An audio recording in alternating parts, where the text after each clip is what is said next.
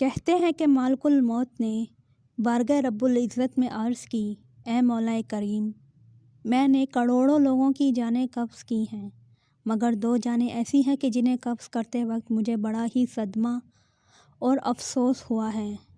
میں نے تیرے حکم کی تکمیل ضرور کی مگر نہایت ہی دکھ کے ساتھ، اور وہ 2 ایک ماں اور ایک بیٹا تھا۔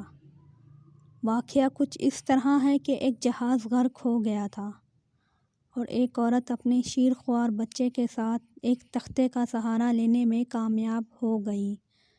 تختہ دریا میں بہہ رہا تھا اور ماں اور بیٹا اس پر سوار تھے۔ اے مولا کریم، اچانک تیرا حکم ہوا اور میں نے ماں کی جان اس تختے پر نکال لی۔ میرے لیے پریشان کن بات یہ تھی کہ ماں مر چکی ہے، اب بچے کا کیا حشر ہوگا؟ بچہ ایک ٹوٹے ہوئے تختے پر سوار ہے اور تختہ ہر آن پانی کی لہروں کے تپیڑے کھا رہا ہے، جو کسی وقت بھی کسی تیز لہر کی زد میں آ کر الٹ سکتا ہے۔ بچے کے لیے نہ خوراک کا انتظام ہے، نہ کسی نگران کا بندوبست ہے۔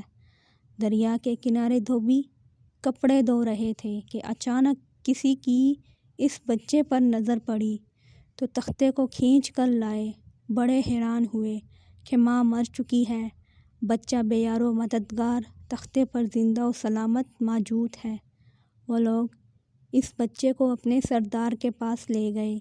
سردار بیچارہ بے اولاد تھا۔ سردار خوبصورت بچہ دیکھ کر اس پر اس کا دل آ گیا اور سردار نے بچے کو اپنی نگرانی میں لے کر اسے اپنا بیٹا بنا لیا۔ یہ بچہ 8-9 سال کی عمر کا تھا کہ اپنے ساتھی بچوں کے ساتھ کھیل رہا تھا۔ اتنے میں بادشاہ وقت کی سواری کی آمد کا شور اٹھا۔ سب لوگ ادھر ادھر بھاگ گئے مگر یہ بچہ سڑک پر اکیلا کھڑا رہا۔ بادشاہ کی سواری گزر گئی۔ اس کے پیچھے اس کا حملہ پیدل آ رہا تھا۔ ان میں سے ایک سپاہی کو راستے میں سے سرمے کی ایک پڑیا مل گئی۔ اتفاق سے اس بچے کی نظر بہت کمزور تھی اور سرمے کی اسے بہت ضرورت بھی تھی، لہٰذا اس نے وہ سرما بحفاظت اپنے پاس رکھ لیا۔ آنکھوں میں لگانے سے پہلے اسے خیال آیا یہ سرما کوئی تکلیف نہ پہنچائے، لگانے سے پہلے کسی دوسرے شخص پر آزما لینا چاہیے۔ قریب ہی وہ بچہ کھڑا تھا۔ اس نے اس بچے پر آزمانا چاہا۔ بچے نے سرما اپنی آنکھوں میں لگا لیا مگر جوں ہی سرما اس نے لگایا، اسے زمین کی تہہ میں موجود چیزیں بھی نظر آنے لگیں۔ اس نے دیکھا کہ زمین کے اندر بہت ہی خزانے پوشیدہ ہیں۔ بچہ ہوشیار تھا۔ اس نے چیخنا چلانا شروع کر دیا کہ سرما لگانے کی وجہ سے میری آنکھوں میں سخت تکلیف پیدا ہو گئی ہے۔ وہ سرمے کی پڑیا گرا کر چلے گئے۔ بچہ سرمے کی پڑیا اٹھا کر گھر پہنچا اور خوشی خوشی باپ کو سارا واقعہ سنایا۔ سردار بڑا خوش ہوا۔ باپ نے کہا کہ ہمارے پاس آدمی بھی ہیں اور گدھے بھی ہیں، تم سرما لگاؤ، ہم تمہارے ساتھ چلتے ہیں، جہاں کہیں خزانے پاؤ ہمیں بتاؤ، ہم نکال لیں گے۔ چنانچہ ایسا ہی ہوا۔ بچے کے بتانے پر وہ لوگ خزانے نکالنے لگے اور تھوڑے ہی عرصے میں امیر بن گئے۔ بچہ جوان ہوا تو اس نے پرزے نکالنے شروع کیے۔ اس کے پاس دولت کی فراوانی ہو گئی۔ زمین کے تمام خزانے اس کی نظروں میں تھے۔ اس نے آہستہ آہستہ بہت سے آدمی اپنے ساتھ ملا لیے۔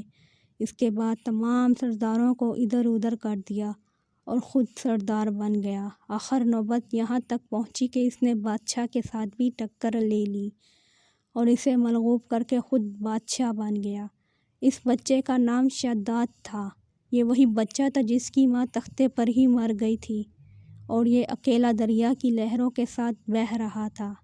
کہتے ہیں کہ جب یہ برسر اقتدار آیا تو اس نے حکم دیا کہ ایک ایسا کمال درجے کا شہر آباد کیا جائے کہ جس کی ایک اینٹ سونے کی ہو اور دوسری چاندی کی ہو۔ اس میں ایک عالیشان باغ ہو جس میں دنیا کی ہر چیز میسر ہو۔ جب وہ شہر ہر لحاظ سے مکمل ہو گیا تو شداد نے ارادہ کیا کہ جا کر اس شہر کا نظارہ کیا جائے۔ چنانچہ وہ شہر کو دیکھنے نکلا۔ ابھی وہ دروازے تک ہی پہنچا تھا کہ مالک الموت کو حکم ہوا اور اس نے وہیں اس کی روح قبض کر لی۔ اسے اتنا موقع بھی نہ دیا کہ اپنے بے مثال باغ کو ایک نظر دیکھ سکتا۔ ملک الموت نے کہا کہ اے مولا کریم، اس شخص کی روح قبض کرتے وقت بھی مجھے نہایت ہی صدمہ پہنچا کہ وہ شخص ہر چیز تیار کر کے اسے دیکھ بھی نہ سکا۔ اللہ تعالیٰ نے فرمایا، یہ وہی بچہ ہے جس کی ماں تختے پر مر گئی تھی اور اس پر تجھے ترس آیا تھا۔ اس بچے نے بڑے ہو کر نافرمانی کی، خدا کے حکم سے بغاوت کی اور سرکشی اختیار کی، مگر ہم نے اسے خود ساختہ جنت میں قدم رکھنے کی بھی مہلت نہیں دی اور اسے باہر ہی ہلاک کر دیا۔ اس جنت کے بارے میں مشہور ہے کہ وہ دنیا میں موجود ہے مگر انسان کی نظروں سے اوجھل ہے۔ امیر معاویہ رضی اللہ تعالیٰ عنہ کے زمانے میں ایک صحابی کا اونٹ گم ہو گیا تھا۔ وہ اونٹ کی تلاش میں کہیں اس علاقے میں جا نکلا تو اللہ تعالیٰ نے اسے وہ سب کچھ دکھا دیا تھا۔ وہ صحابی وہاں کی کوئی نشانی بھی ساتھ لایا تھا اور اس صحابی نے یہ واقعہ امیر معاویہ رضی اللہ تعالیٰ عنہ کے پاس بیان کیا۔ انہوں نے کافی تلاش کر دیا مگر کسی کو وہ جنت نہیں ملی اور اسے اللہ تعالیٰ نے پوشیدہ کر دیا۔